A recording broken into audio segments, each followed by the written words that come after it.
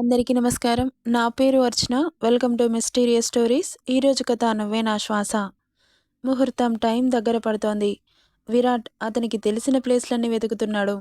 ఎక్కడ కనిపిస్తుంది? పిచ్చి పట్టినట్లుగా అనిపిస్తుంటే పోలీసులకి ఇన్ఫార్మ్ చేశాడు. మేము ఎంక్వైరీ చేస్తామని చెప్పారు. ఇక్కడ గీత బయటకెళ్ళడానికి ఏమైనా దారులు కనిపిస్తాయా అని కళ్ళని అటూ ఇటూ తిప్పుతూ స్కాన్ చేస్తూ ఉంది. పెదవులకు వేసిన ప్లాస్టర్ని ఆమె నాలుక తడితో గమ్ పోయేలా చేసి తన పెదవులపై వేసిన ప్లాస్టర్ని షోల్డర్ సహాయంతో పీకిపడేసింది. ఇక చేతులు ఎలాగోలా విడిపించుకోవాలని తెలివిగా కట్లని మెల్లమెల్లగా తీసేస్తూ కట్టు నుండి విడిపించుకుంది చేతులని. ఇక చేతులు రావడంతో కాళ్ళని కూడా విప్పుకొని అక్కడ విండో ఒకటి కనిపిస్తుంటే దాన్ని మెల్లగా ఓపెన్ చేసి చూసింది. అక్కడ ఎవరూ కనిపించకపోవడంతో స్టూల్ వేసుకొని ఆ విండోలో నుండి దూకేసింది గీత.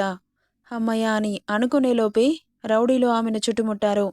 ఇకేం చేయాలో అర్థం కాక గుండెలదురుతుంటే పిడికిట్లో ఆమె గుండెని బంధించి అక్కడి నుండి వాళ్ళని బురిడి కొట్టించి పారిపోయింది. ఆమె వెనకాలే పరిగెత్తారు రౌడీలు. ఆమె బలం మేర పరిగెడుతుంటే ఆమె కంటే ఫాస్ట్గా పరిగెడుతున్నారు. ఇక 2 నిమిషాల్లోనే ఆమెను చేరుకొని ఆమె రెక్కపట్టి లాగి కారులో కుదేసి, ఎక్కడికెళ్తావ్, మమ్మల్ని ఎదవల్ని చేసి అంటూ అందులో ఒకడు కార్ని స్టార్ట్ చేస్తుండగా ఎదురుగా చూస్తున్న దృశ్యానికి కళ్ళు చిన్నవైతే, రేయ్ ఎవడ్రా నువ్వు, నా కార్కి అడ్డంగా ఎందుకు నిలబడ్డావు అంటూ కార్లో నుండి బయటకు వచ్చి అతని ముందుకొస్తూ అంటుంటే వాడి మాటకి సమాధానం ఇవ్వకుండా సిగరెట్ స్మోక్ని వాడి మీదకి బ్లో చేస్తూ సర్కాస్టింగ్ స్మైల్తో చూస్తున్నాడు. రేయ్ ఎవడ్రా నువ్వు, నా మీదకే పొగుతున్నావు అంటూ అతని మీదకి చెయ్యెత్తగానే ఎత్తిన చేతిని వెనక్కి మడిచి పెళ్లిపీటల మీద నుండి ఆడపిల్లని కిడ్నాప్ చేయడానికి సిగ్గుగా అనిపించట్లేదారా, పెద్ద మగాడిలాగా చెయ్యెత్తుతున్నావు అంటూ వాడి వెన్నులో గట్టిగా ఒక పంచిచ్చాడు. కథం ఒక్క దెబ్బకి వాడి ఎముకలు ఫట్ ఫట్ మంటూ విరిగిపోయాయి. ధీర్ పంచులకి కార్లో ఉన్న రౌడీలు కూడా దిగి అతని మీదకి పరిగెత్తుకుంటూ వస్తుంటే ఒక్కొక్కడిని కాళ్ళు చేతులు విరగ్గొట్టి పక్కన పడేసి, ఇంకొకసారి అమ్మాయి వంక చూశారనుకో చంపి బొందలగడ్డలో పాతిపెడతా అని బేస్ వాయిస్లో వార్నింగ్ ఇచ్చి కార్లో ఉన్న గీతని అమ్మ గీత పద అన్నాడు.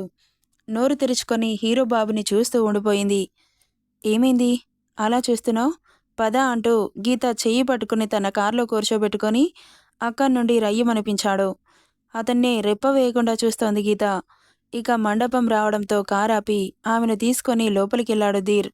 పీటల మీద కూర్చున్న విరాట్ పక్కన గీతని కూర్చోబెట్టి, ఇంత చిన్నదానికి పీటల మీద నుండి లేచి వెళ్ళిపోవాలరా, నాకొక్క మాట చెబితే సరిపోయేది కదా.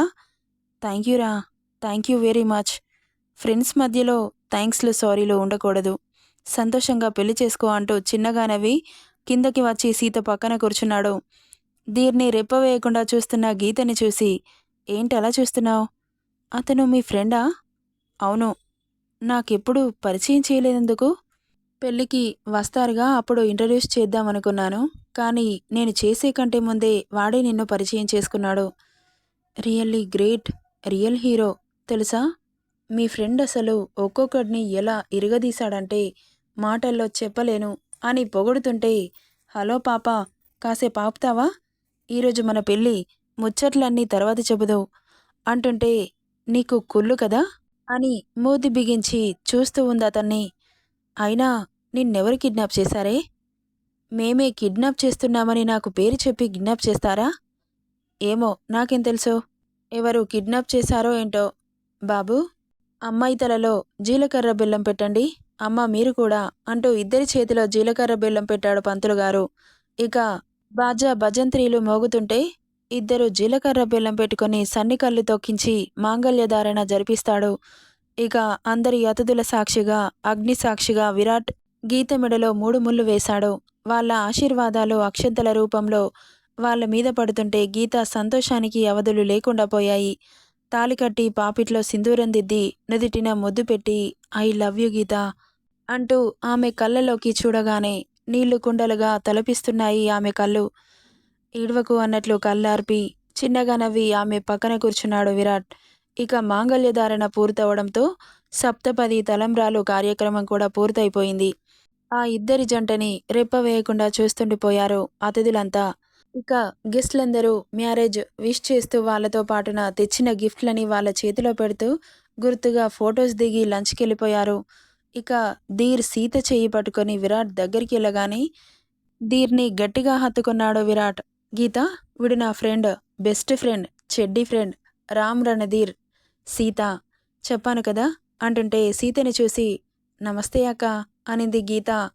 సీత నవ్వుతూ చూస్తూ గీతని హత్తుకొని హ్యాపీ మ్యారీడ్ లైఫ్ అని చెప్పి, విరాట్ గారు చాలా మంచివారు, అతన్ని మంచిగా చూసుకో. నువ్వు నాకు చెప్పాలా అక్క ఆయన గురించి, నాకు తెలీదా అంటుంటే ఏంటో వరుసలు మారిపోతున్నాయి అన్నాడు విరాట్. ఏంటి మారిపోయేది? ధీర్ బావా, మీరు సూపర్ హీరో, ఒక్కొక్కడిని కుమ్మేశారు. థ్యాంక్ యూ సో మచ్ బావా అంటుంటే ఇదేంటి నన్ను బావా అంటుంది, చెల్లి అని పిలిచానుగా అని అయోమయంగా చూస్తుంటే సీతక్కని చూస్తే సొంత అక్కలాగా అనిపించింది బావా. సారీ, తప్పుగా అనుకోకండి. అయ్యో పర్లేదుమా, నాకు సొంత అక్క చెల్లెలు లేరు, అందుకే తనని చూడగానే ఆత్మీయురాలిలాగా అనిపించింది. సరే, నీ ఇష్టం వచ్చినట్లు పిలుచుకో అని ముచ్చట్లలో మునిగిపోయారో విరాట్, ధీర్.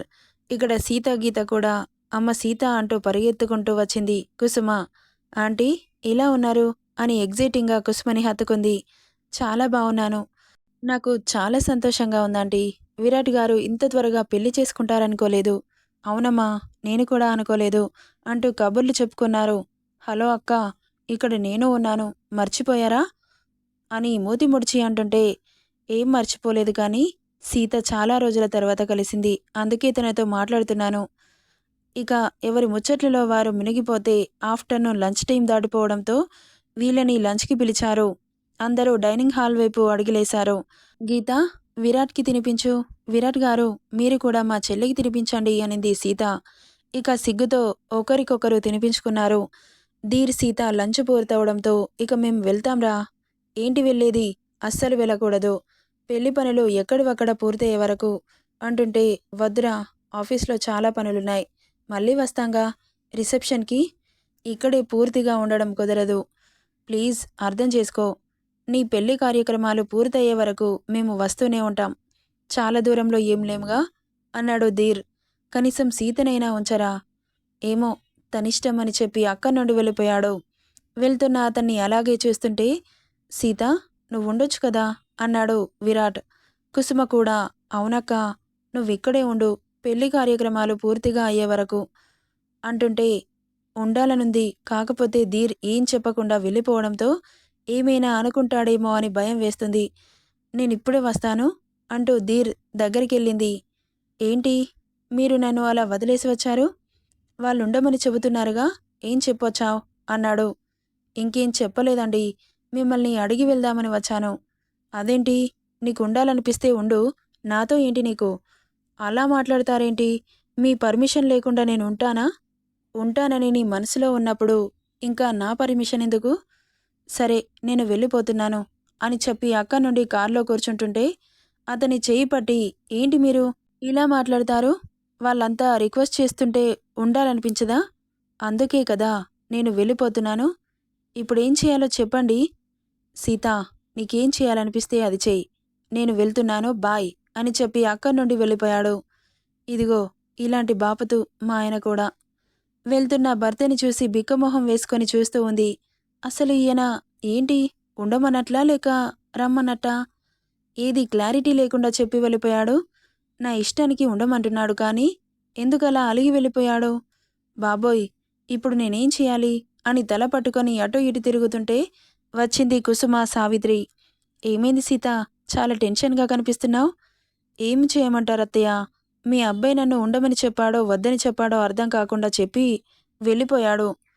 నేనసలు ఉండాలా మీతో రావాలా అంటుంటే నీకుండాలనుందా అని అడిగింది సావిత్రి. అంటే అత్తయ్య అని నసుగుతుంటే నసుగుతున్నావంటే ఉండాలనుంది, అయితే ఉండు, మేము వెళ్ళిపోతామని కుసుమకు బాయ్ చెప్పి తను కూడా వెళ్ళిపోయింది. బాబోయ్, వీళ్ళేంటసలా నన్ను ఇలా కన్ఫ్యూజ్ చేస్తున్నారు? నువ్వు అలాంటివేవీ ఆలోచించకుండా మాతో హ్యాపీగా ఉండు సీత, వాళ్ళు అలాగే ఉంటారు కానీ నువ్వు వెళ్ళినప్పటి నుండి ఒక్కసారి కూడా మమ్మల్ని కలిసిందే లేదు.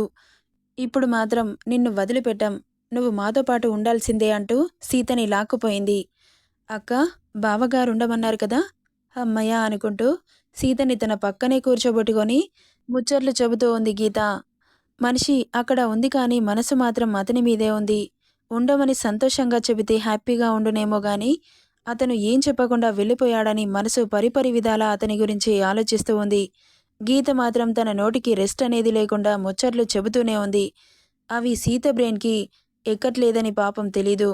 ఇక అందరూ మండపం నుండి ఇంటికి వెళ్ళిపోయారు. ధీర్‌తో మాట్లాడక చాలా సేపవుతుండడంతో కాల్ చేసిందతనికి. లిఫ్ట్ చేయలేదు బాబు. చాలాసార్లు ట్రై చేసింది. అయినా కానీ లిఫ్ట్ చేయకపోవడంతో అసహనంగా అనిపిస్తుంటే, ప్లీజ్ అండీ, మీరు ఏమనుకోకండి, నేను వెళ్ళిపోతాను. ఆయనతో కలిసి రేపు ఈవినింగ్ రిసెప్షన్‌కొస్తాను. ఏమైందమ్మా? ప్లీజ్ అర్థం చేసుకోండి. ఆయన ఉండమని చెప్పలేదు. ఇక్కడ ఉన్నా కానీ మనసులో లేదు అని చెబుతుంటే, సరే సీత, నువ్వంతలా బ్రతిలాడాలా? మీరు బావుంటే అంతే చాలు. దానికి చెప్పకు, గయ్యాలి, అరుస్తుంది. చెప్పకుండా వెళ్ళు. డ్రైవర్ డ్రాప్ చేస్తాడు అని చెప్పి డ్రైవర్ని పిలిచి సీతని తన ఇంటి దగ్గర డ్రాప్ చేయమని చెప్పింది కుసుమ. వస్తానాంటీ అని చెప్పి అక్కడి నుండి ఇంటికి బయలుదేరింది సీత. ఇక ఇల్లు రావడంతో తనని డ్రాప్ చేసి వెళ్ళిపోయాడు డ్రైవర్. సీత మీద ఎంత కోపంగా ఉన్నాడో అని భయం వేస్తుంటే టెన్షన్గా లోపలికెళ్ళిన తనకి మొబైల్ స్క్రోల్ చేస్తూ కనిపించాడో ధీర్. మొబైల్ చేతిలోనే పట్టుకొని, నా కాల్ లిఫ్ట్ చేయట్లేదు. చూద్దాం, మళ్ళీ చేస్తా. లిఫ్ట్ చేయకపోతే చెబుతా మీ సంగతి అనుకుంటూ అతని నెంబర్కి కాల్ చేసింది సీత. సాడిస్టిక్ స్మైల్ అతని ఫేస్లో తొంగి చూసింది. ఆ స్మైల్ సీత కంట పడనే పడింది. అమ్మా, ఇంత ప్లాన్ చేసి నన్ను రప్పించేలా చేసుకున్నారు అని తిట్టుకుంటూ మొబైల్ చేతిలోనే ఉందిగా కాల్ లిఫ్ట్ చేయడానికేంటి అనరిచింది. ఉలిక్కిపడి తల తిప్పి చూశాడు ధీర్. ఏంటి, కాల్ ఎందుకు లిఫ్ట్ చేయట్లేదు? అదేంటి, నువ్వు అక్కడే ఉంటానని చెప్పావుగా, ఇలా ఊడిపడ్డావేంటి అంటూ అక్కడి నుండి బాల్కనీలోకి వెళ్ళిపోయాడు. అతని వెనకాలే వెళ్తూ, నేను ఉంటానని మీకు చెప్పానా? మీ అభిప్రాయం అడిగాను. నీకు ఉండాలని ఉందనే కదా నా అభిప్రాయాన్ని అడిగావు అన్నాడు. ఆంటీ వాళ్ళు అంత రిక్వెస్ట్ చేస్తుంటే ఉండాలనిపించదా? అందుకే మరి ఎందుకొచ్చావు అంటున్నా. మీరు నా మీద అలిగి వచ్చేస్తే రాకేం చేస్తాను? నేను నీ మీద అలిగాను అని చెప్పానా? మరి కాల్ ఎందుకు లిఫ్ట్ చేయట్లేదు? నా ఇష్టం. ఏంటండి మీ ఇష్టం? సీత రా అని చెబితే మీతో రానా? అంటే నేను రమ్మంటేనే వస్తావా? నీకక్కడ ఉండాలని ఇష్టం ఉంది కదా. నీ ఇష్టాన్ని కాదని నాతో లాక్కు రావాలా? అంటే నీ దృష్టిలో విలన్ అయ్యి వాడిని నీ దృష్టిలో హీరో చేయాలి, అంతే కదా నీ ఉద్దేశం? అసలు మీరు ఏం మాట్లాడుతున్నారో మీకైనా తెలుస్తుందా? బాగా తెలుస్తుంది. ఎందుకొచ్చావు? నన్ను నసపెట్టడానికా? అక్కడే ఉండలేకపోయావా వారం రోజులు? అసలు మీ బాధేంటి? ఏం లేదు అని చెప్పి అక్కడి నుండి వెళ్ళిపోయాడు. అసలు ఈయనకి ఏమైంది, ఇలా బిహేవ్ చేస్తారేంటి అని తల పట్టుకొని కూర్చుంది సీత. నెక్స్ట్ పార్ట్లో ఏం జరుగుతుందో చూద్దాం. ఈ స్టోరీ ఎలా ఉందో కామెంట్ చేయండి guys. Thank you for listening.